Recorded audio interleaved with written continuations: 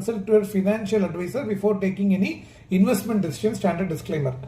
Silver price வந்து ரொம்ப நாளா சில்வர் பீஸ் நான் கணக்கில் சொல்றேன். சில்வர் பீஸ்ல வந்து 80 rupees 82 rupeesலாம் வருஷக்கணக்கா இருந்தது.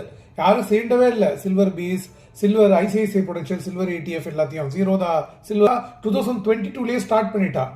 இப்போ திடீர்னு சில்வர் பிரைஸ் ரைஸ் ஆகுது அப்படின்னு சொன்ன உடனே நம்ம போய் வந்து ஃபியர் ஆஃப் மிஸ்ஸிங் அவுட் ஃபோமோங்காக வந்து பல்க் இன்வெஸ்ட்மெண்ட் வாங்கினோம் அப்படின்னாக்க இது வந்து போய் மோதிண்டு ஒரு கரெக்ஷன் வந்ததுன்னு வச்சுக்கோங்களேன், ஈஸியாக ஒரு 20-30% அப்படியே இறங்கி தான் நிற்பான்.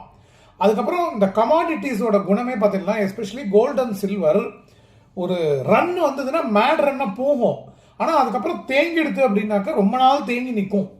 வந்து இப்போ ஃபார் எக்ஸாம்பிள் நான் சொல்கிறேன், கோல்டே வந்து 2011, 12, 13, 14 அந்த டைம் பீரியட்லாம் ரொம்ப அது ஸ்லோவாக தான் போச்சு. ஆக்சுவலி 2018லலாம் யாருமே சீண்டலை கோல்டு ETF எல்லாம். அப்போ என்ன சொன்னா, மைனிங்ல நிறைய வரப்போறது, ஆர்டிஃபிஷியல் கோல்டு கிரியேஷன் எல்லாம் ப்ராக்ரஸ் இருக்கு, இந்த மைன் கண்டுபிடிச்சிட்டா அந்த மைன் கண்டுபிடிச்சிட்டா கோல்டோட டிமாண்ட் குறைய போறது அப்படிலாம் தான் சொல்லிட்டு இருந்தா.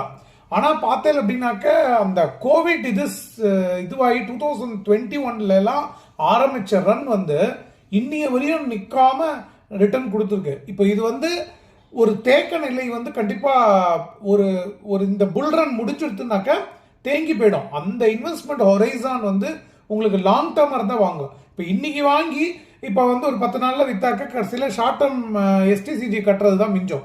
பல்கா போய் 2 லட்சத்தை போட்டு வாங்குறேன் இன்னைக்கு சில்வர் பீஸ்ல போய் வாங்குறேன்னா இன்னைக்கே அது 180 rupees கிட்ட விற்கிறது ETF போய். அப்போ அது வந்து ஒரு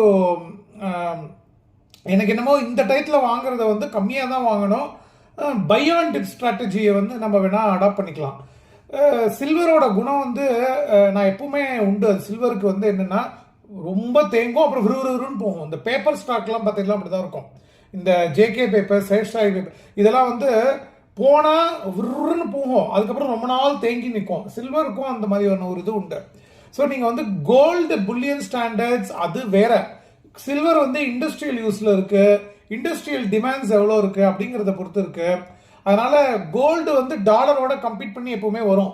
சில்வருக்கு வந்து என்னன்னாக்க இண்டஸ்ட்ரியல் யூசேஜை பொறுத்தும் டொமஸ்டிக் ஜுவல்லரி பையிங் அதை பொறுத்தும் இருக்கு. அதனால என்னை பொறுத்த வரைக்கும் காஷன் அப்ரோச் தான் பெஸ்ட்டு.